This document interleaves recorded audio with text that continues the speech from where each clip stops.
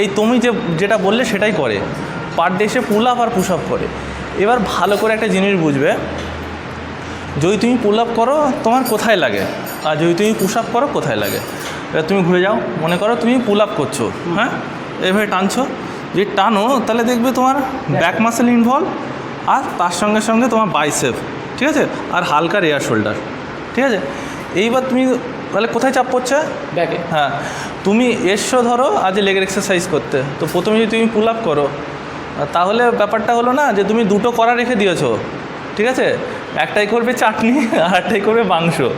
তো তুমি কী করেছো, চাটনিতে তেল দিয়ে টমেটো দিয়ে দিয়েছো, আর তুমি মাংসই যে হয় না আমাদের আদা রসুনের পেস্ট চাটনির মধ্যে দিয়ে দিছো, বুঝলে তো আমি মানে উদাহরণটা কী দিতে চাইলাম।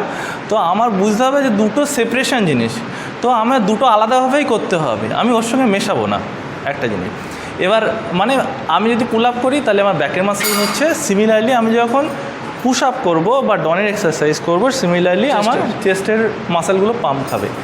এবার তাই বলে কি পার ডে করা যাবে না, আমি বলবো যদি তুমি ওয়ার্ম আপ সেশনের জন্য পুল আপ আর পুশ আপকে নিতে চাও তুমি নিতে পারো, কিন্তু প্রথমে সে ডাইরেক্ট নয়, প্রথমে আগে মাসেলটাকে আমাকে বোঝাতে হবে, ব্রেনটাকে বলতে হবে মাসেল অ্যাক্টিভ করো, ব্লাড ফ্লো যেন আমার বডিতে হয়, আমার হার্ট যেন অ্যাক্টিভ হয়, আমার অক্সিজেনের পরিমাণ যেন বডিতে বেশি হয়, তারপরে কিছুটা ওয়ার্ম আপ করে আমি পুশ আপ করতে পারি, কিন্তু সেটা ওয়ার্ম আপ হিসাবে, বুঝতে পারছো, ওয়ার্ম আপ হিসাবে মানে 10টা করে নিলাম এক্সারসাইজ হিসেবে 10টা তুমি পার ডে করতে পারো, এসে পারটা 10টা জাস্ট বডিটা অ্যাক্টিভ করার জন্য।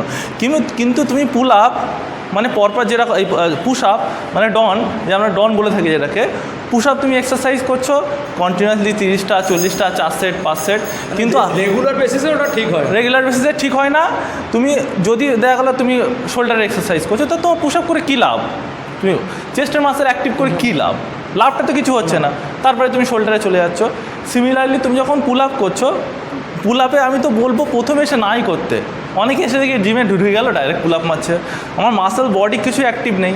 এবার এতে কী হবে, তোমার হয়তো কিছু না হতে পারে, কিন্তু 10 বারের মধ্যে একবার তোমার ইনজুরি হওয়ার সম্ভাবনা থাকে, কারণ তোমার কোনো মাসেল অ্যাক্টিভ নেই, বুঝতে পারলে। এবার আমি এর উত্তরটা হলো এই যে তুমি পুল আপ আর পুশ আপ করতে পারো পার ডে, কিন্তু সেটা জাস্ট ওয়ার্ম আপ হিসেবে, কিন্তু আগে বডি স্ট্রেচিং করে তারপরে। আর যদি পুল আপ আর পুশ আপ তুমি হেভি করতে চাও, পুল আপের দিন মনে করো 30টা কিংবা 40টা কিংবা 100টা পুল আপ করলে ওটার ওপরেই ফোকাস, সেই দিন ব্যাকের দিন করবে। সিমিলারলি পুশ আপের দিন যেই দিন বেশি পুশ আপ করবে সেই দিন তুমি চেস্টের দিনে। উত্তর পেয়ে গেলে, আশা করি তারা উত্তর পেয়ে গেলো। তাদেরকে কিছু বলতে চাও যারা ভিডিও দেখছে? তাদের উদ্দেশ্যে একটাই বলতে চাই, এই জন্যে প্রপার গাইডেন্স লাগে, আর কিছু বলবো না। তো to get this kind of information follow Marg academy, where Marg made mind and Marg made muscle.